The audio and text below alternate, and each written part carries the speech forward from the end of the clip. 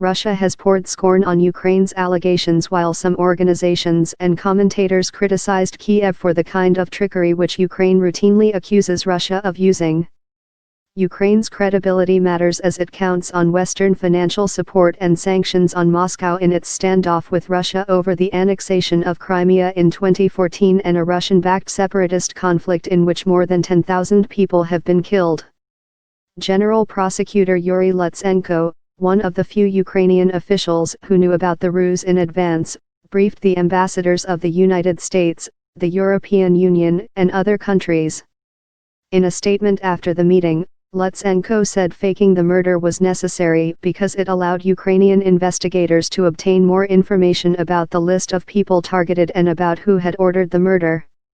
As a result, the investigation received a list of 47 people who could be the next victims of terrorists, he wrote on Facebook.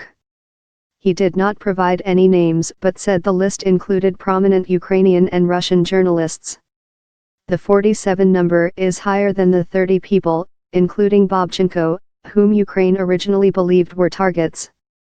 The investigation also gleaned important evidence linking the plot to Russian intelligence services, which would be divulged later, Lutsenko said.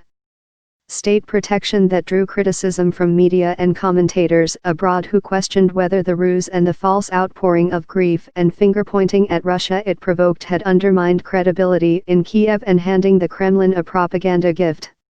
One senior EU country diplomat who attended Friday's meeting said Lutsenko had given a convincing explanation to justify the means Ukraine had employed. Separately, two television presenters based in Ukraine, one Russian and one Ukrainian, disclosed publicly that the Ukrainian authorities had shown them evidence of being on Russia's hit list and were now living under state protection. A senior European Union official involved in Ukraine said the staged murder could undermine trust in Kiev if the government did not come forward quickly with evidence of what they claimed and the plot's links to Russia. A marker will be the July 9 EU-Ukraine summit in Brussels, where President Petro Poroshenko will need to show proof, if not before, the official said. What if they fail to provide evidence? It all depends on how well they follow up, the official said. This version of the story has been refiled to recast headline. Text unchanged.